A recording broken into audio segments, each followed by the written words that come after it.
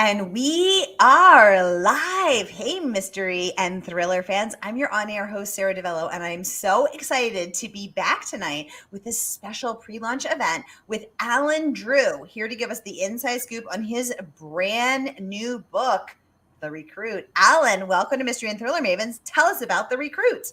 Well, hi, Sarah. Thank you so much for inviting me, and thank you to whoever might be out there tuning in. I appreciate it. It's great to be here, and so this is going to be the first time I actually have spoken about this book in public. It's not actually out till next week, so forgive me if I stumble around a little bit talking about it, but I guess we'll slog through it.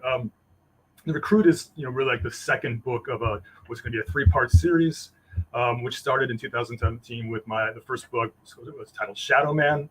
It's got two major returning characters, Detective Benjamin Wade and forensic medical examiner Natasha Betancourt, and they've got a little thing going on that was kind of a troubled thing. So it's a thriller, police procedural, set in Southern California in 1987. When a new anti-U.S. government white supremacist movement was on the rise, and as they're pushing up against a growing Vietnamese refugee community in the area as well.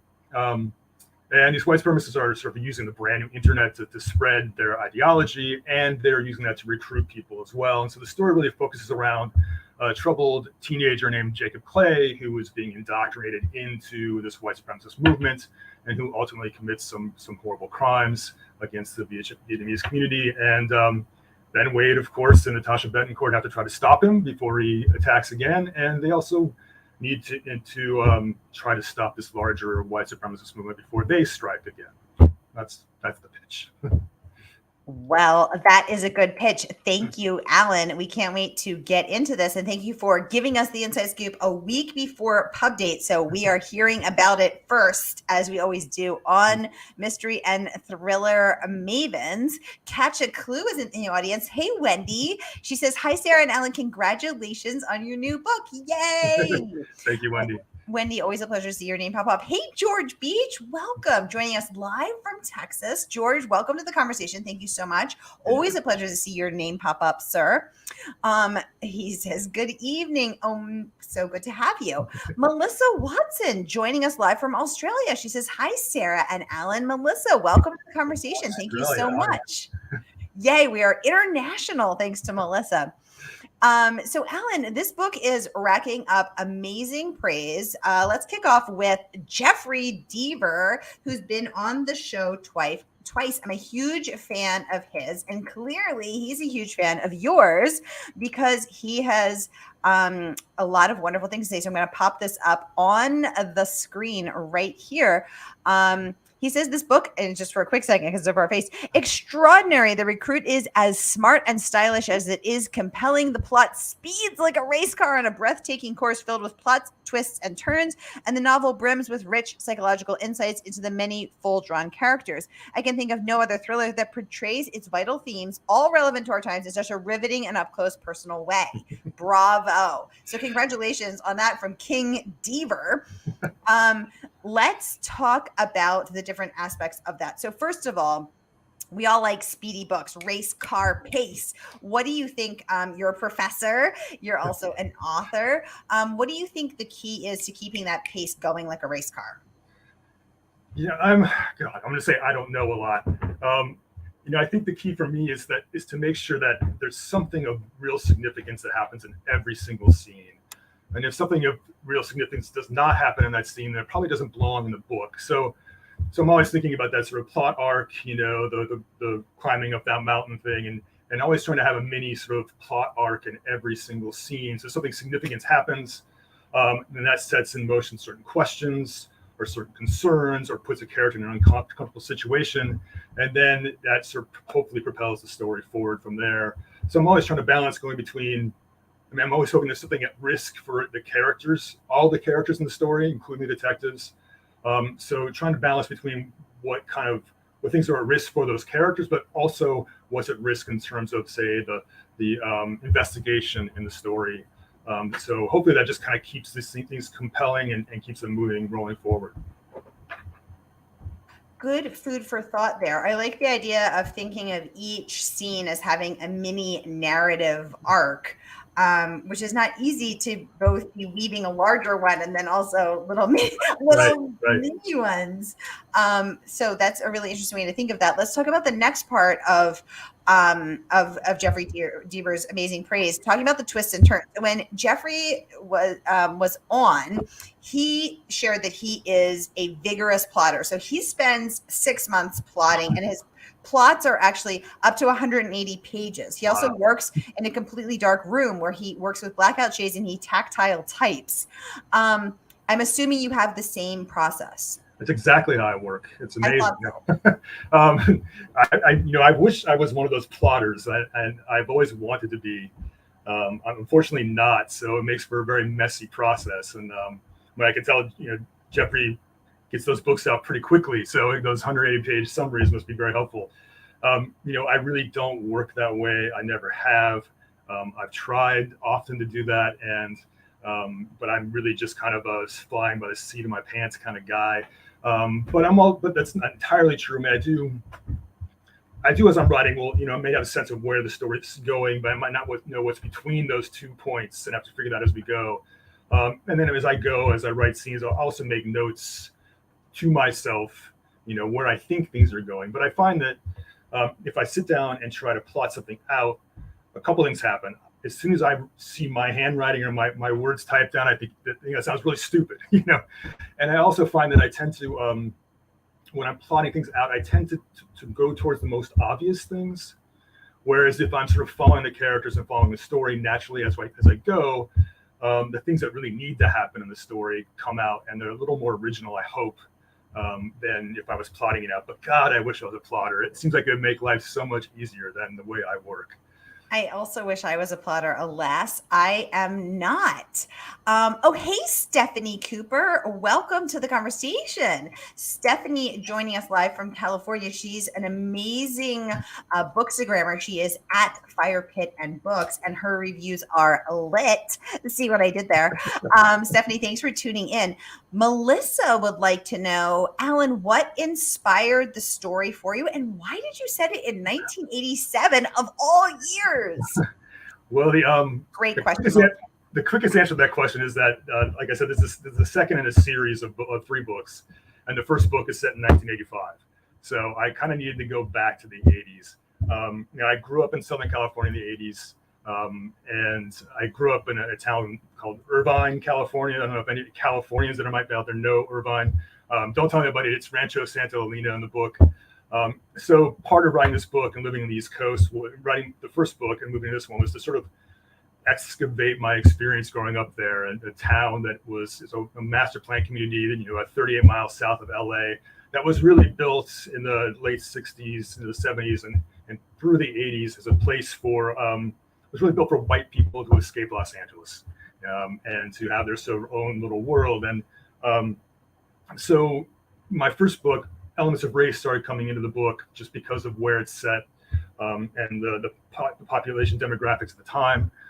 So when I sat down to write this in 1987, I think the seed of this book was a conversation I had with an author, Anit Troon, who was visiting Villanova for the literary festival. We were out to dinner one night, and this goes back to 2011, before I even thought about writing this book. And she asked me where I was from, and I said from Irvine. And she said, "Oh, well, when I was 7, I flew on those Pan Am flights into El Toro Marine Base, and then as refugees from, hi Stephanie, Irvine, from the Vietnam War." And so I grew up in the wake of the Vietnam War. But what I was struck about that night is that how little I knew about that history, even though I grew up 5 minutes away from that runway. And so I started thinking about the fact that I never learned about that history. I learned about the Vietnam War, but from a very, very American point of view, never heard about the history, even though I lived 5 minutes away from it. And I just kept thinking about that, kept bugging me, And so when I sat down to write this book, I started thinking about a place like Irvine, where somebody like me, even though that's part of my history, could ignore that history. And then I was hearing these stories from my father that I'd never heard before about the refugees coming in and people in the town helping out. And so that just kind of snowballed into this story about, I knew that white supremacy had been growing at the time. And because it was a time when the new internet was being used by this new group of white supremacists, there was a different kind of white supremacy that was anti-American government, and actively trying to bring down the government to start a white ethno-state.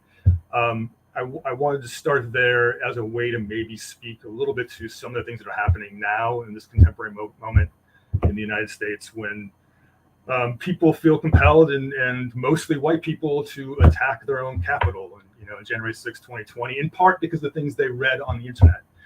These conspiracy theories that have grown out of white supremacist theories that go back, frankly, to the Middle Ages. Does that answer the question? Yeah, Melissa, thank you for the great question. And Alan, thank you for that fascinating lesson in history. I've never been to Irvine, California. So I've been to other places in California, but I've never been to Irvine. And I didn't know that about their Vietnamese refugees fleeing there after the war. So thank you for that that fascinating backstory. Melissa chiming in saying, yes, that answered her question and is fascinating. Thank you. Thanks, Melissa. Yay. Alan, I want to get to another review. This one from Graham Moore, author of The Holdout. And he raves, the recruit is thoughtful, relevant, and brainy. I love that. Alan, not every day you get to hear the word brainy. Alan Drew paints a vivid portrait of a seedy world you're convinced you would never want to visit. Yet as the story tightens its grip, you soon realize you can't bear to leave. Let's talk about that. What did that mean to you? How do you feel about that? What are your thoughts? I was surprised to hear the word brainy as well. I mean, I normally wouldn't think of myself as being particularly brainy. I was very thankful for the quote from him, for sure. And setting is really important to me in a story. I think in most good books, especially in thrillers, I think the setting is often sort of another character in the story. So the fact that hopefully it comes across being very vivid, that's really, I'm very happy to hear that. And again, when I started writing my first book that takes place in Southern California, I'm living on the East Coast, and I started in the winter when I was in Philadelphia, and was missing Southern California pretty hard, as occasionally I do, and was trying to go back to when I was growing up in Southern California. Was if you go to Irvine now, it's all just master plan. There's homes everywhere. There's strip malls everywhere. Every sort of space is filled in. When I was growing up there, it was when they were building that, and they were tearing down orange groves and avocado groves and strawberry fields. When I grew up, there's actually the remnants of a cattle ranch there. So there were cowboys all around. So it was a place that's how I remember Irvine. That's the Irvine of my childhood. And growing up there, I sort of witnessed them sort of destroying it and turning into, just master planned living space. And so part of writing this book is because that's happening during this book. These two books are going on. I was really trying to capture that place, and in a sense, capture the destruction of it. It's sort of this old California that doesn't really exist in Southern California anymore, or it's difficult to find. So part of writing this is sort of missing that part of California that it's really difficult to find anymore.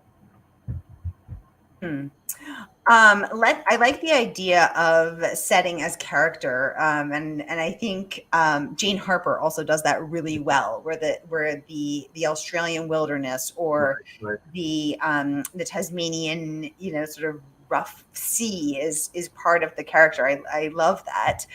Sex and the City, another great example. The Right. city is the fifth character. Right. So I especially appreciate that in books. But you also really put a lot of time and thought into the people characters. Let's talk about how, as this is part of a series, you are both thinking of this as the evolution of your characters, but also this snapshot. Yeah. When I wrote Shadow Man, I wasn't expecting to be doing two more of these books. I wrote Shadow Man and turned it in, and then Random House came to me and asked if I would write two more books. With Natasha and Ben as sort of the central characters. So at that point, I hadn't been thinking about the evolution of both those characters. But Ben is a pretty troubled man. He's got a pretty troubled backstory from when he was a teenager. And so the first book is really about him trying to come face to face with that troubled history and deal with it. And Natasha Bettencourt really sort of helps him come to that process. So, Ben carries that history, even though he's sort of faced up to it with him. He's going to carry it throughout his life. So it's always a part of how he sort of deals with his world, and how he deals with his investigations, and how he deals with people he's investigating. So, when I think about Ben, I think about him being a person first, and then a detective. And my hope that and he brings a certain sensitivity to the way he investigates and the way he deals with people, but also brings a certain vulnerability that often causes him to act in ways he probably should not. And so for him, it's a constant evolution of trying to deal with that and sort of grow with that, and the constant evolution of those two characters coming together or not. And Natasha has her own backstory that is difficult as well, which sort of helps her understand what's going on with Ben, and where they're going together. I'm not quite sure. We'll find out in the next book, which I am just started. So we'll see. But Natasha goes through a pretty traumatizing experience in this book that is ultimately sort of enlightening to her, that I think is going to really affect her job as dealing with the dead as she moves on to the next book. So, Alan, you said you didn't expect this to become a series, but Here we are. So, tell us what you mean by that. Did you just were thinking this was going to be one book, and then how did it turn into become a series? Well, I mean, I'm always surprised when somebody asks me to write another book. So it's always like, thank you, I would be happy to, but I don't really expect it. So there's that. This. Like I said just a minute ago, I think with Ben, I was thinking about him being a sort of a character first that just happened to be a detective. And so when I wrote the first book, even though there's a serial killer in that book, which is sort of based upon the summer of 1985 with Richard Ramirez and the Night Stalker, and that summer, the book was really about this other investigation where he had to face up to what happened to him in his past. So while it was a police procedural, I didn't think of myself as writing a thriller, but how stupid and naive I was to think that I could put a serial killer and a detective in a novel and have it not be a some kind of thriller and procedural. So when I finished that book, and I think the editing process with my editor, it sort of pushed more towards a thriller as the book evolved. And so when she came to ask me about doing it, and I found I really enjoyed it. I found that rather than when I did my first book was really a sort of a quote literary novel, that the frustration of like finishing a scene and being like, okay, well, what's going to happen now, was really mitigated by the fact it's a procedural. There's an investigation going on, a crime happens, you find evidence, there's questions that come up with that evidence that have to be answered, and I really sort of ended up enjoying being able to use that as a way to move the plot forward and keep the plot moving while also exploring these characters. Ooh.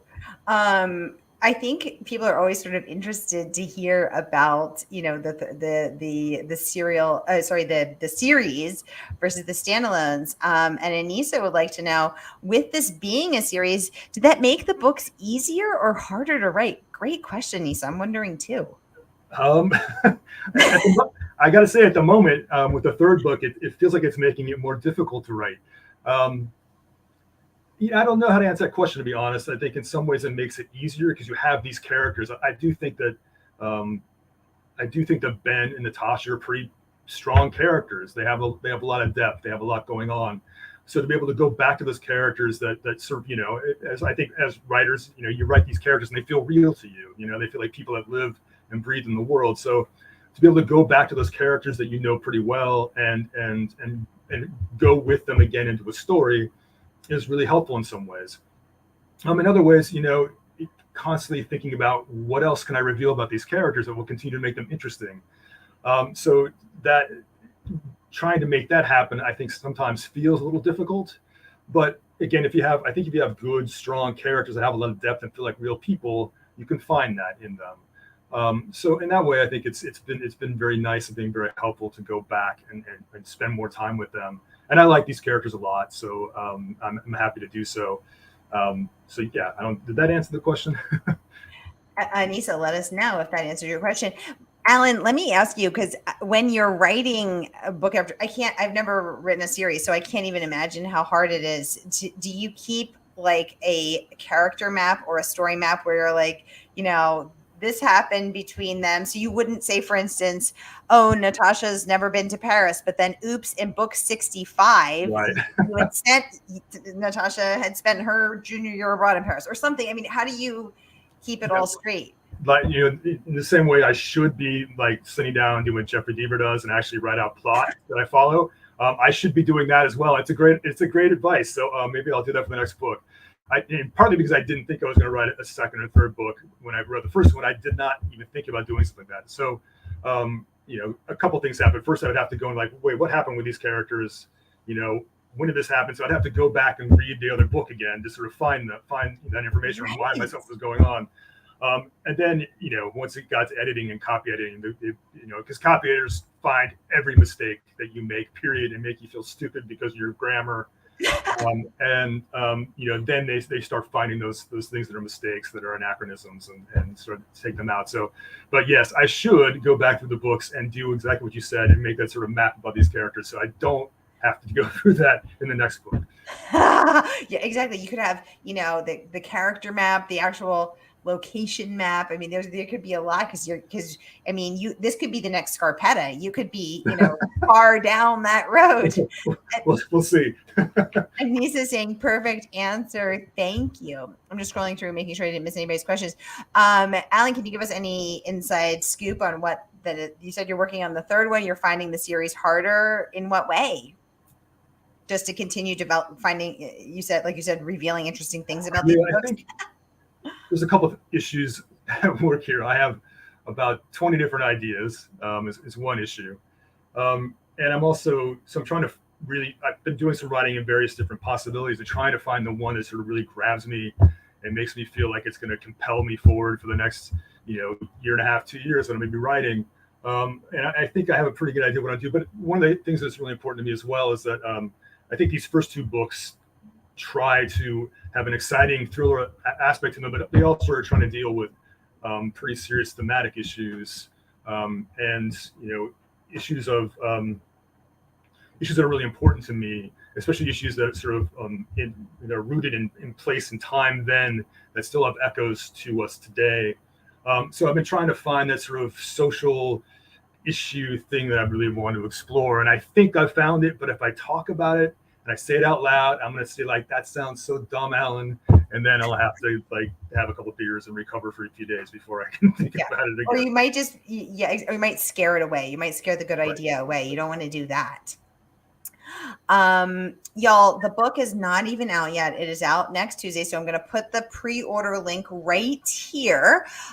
So we are broadcasting to 6 different destinations, but go ahead. Here's the link. I put it in all of the comments. So click on over and be sure to order your copy of The Recruit so that next Tuesday, the good folks at Murder by the Book can send you your copy of Alan Drew's The Recruit. Yay. So in your prior book, Alan, let's talk about that just for one quick second. So Shadow Man, Lee Child, said it was wonderfully imagined and wonderfully written. Everything a great thriller should be, an absolute home run. Booklist awarded it a starred review, recommended it for fans of Michael Connelly, Tana French, and Dennis Lehane. Wall Street Journal said it was one of the best mysteries of the year in 2017. Now, first of all, congratulations on all of that amazing praise. But does that is that inspiring for you? Does it motivate you? Or is it almost, I would feel almost crippled by it because I'd be like, oh God, I can't do better than that.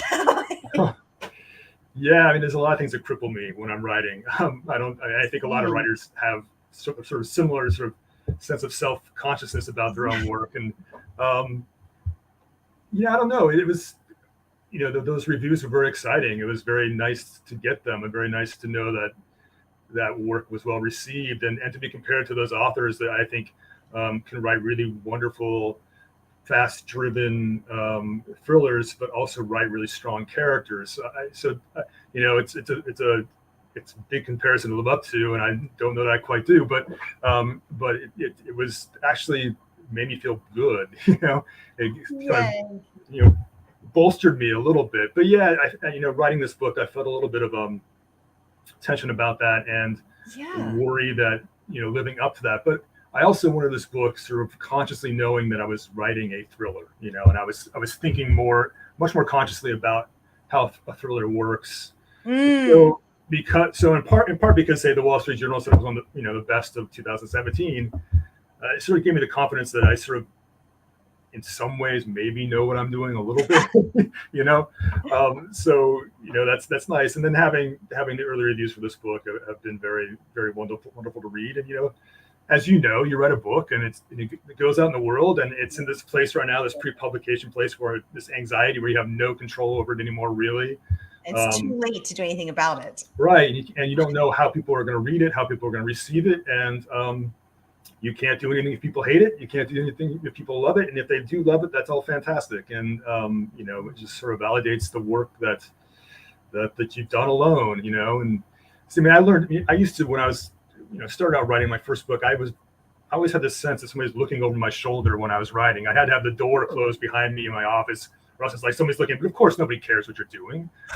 Nobody cares that you're writing a book. They don't care until you've written the book. So one thing I've sort of learned to do is to go through my messy process, write really terrible stuff if I need to, take it out later, and not really worry yet about that. Be self-conscious about eyes on it already, because nobody's looking at it. Perfect. We have 4 minutes left, you guys. I think we can take at least 2 more questions. So if anyone has any more questions for Alan, just let us know in the comments. Oh, perfect. Anissa, who's a librarian, would like to know, Alan, do you feel that, do you lead your characters or do they lead you? Great question. And is it different at different parts of the writing process? Oh, I love that. I would have said, especially with my first book, I would say that the characters lead me. The authors talk about, the characters speak to me, and so I follow the characters. And there's some truth to that. I think there is a way in which, like, if I'm writing a scene and I think I know what a character is going to say, and the character says something that just at the moment, sort of, I write something that the character says that comes out of nowhere. I'm like, okay, there's something there. There's something's tapping into my own subconsciousness that needs to be explored, and that's a good sign to move some different direction. So I do that at times.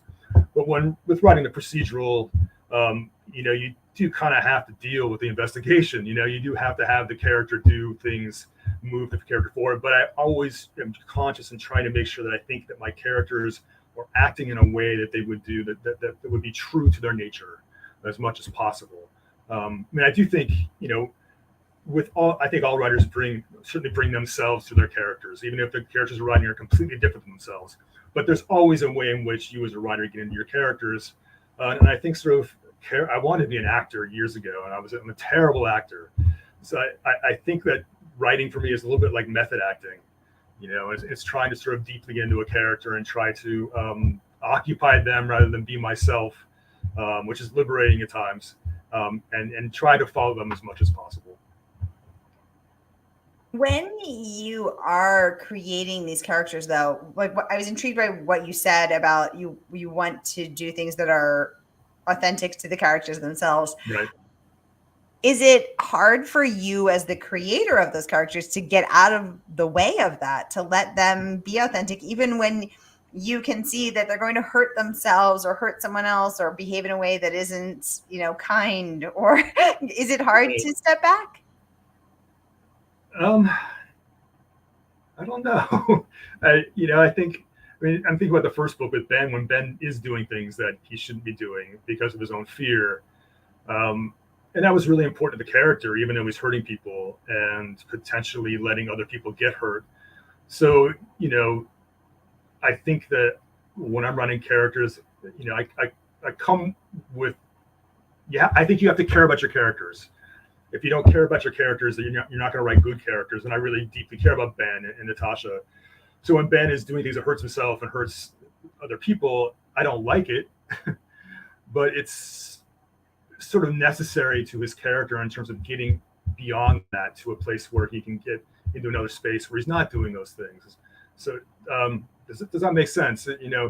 So yeah, I mean, sometimes I have my characters doing things that make me uncomfortable and make me sad for them and make me angry with them. But I think that's sort of about writing about real life, about real people.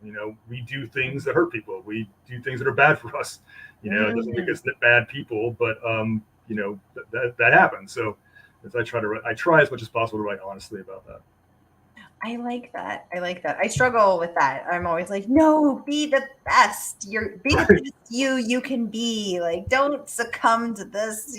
But then right. Well, my editor at Random House got mad at me in the first book because she thought I was being too mean to Ben.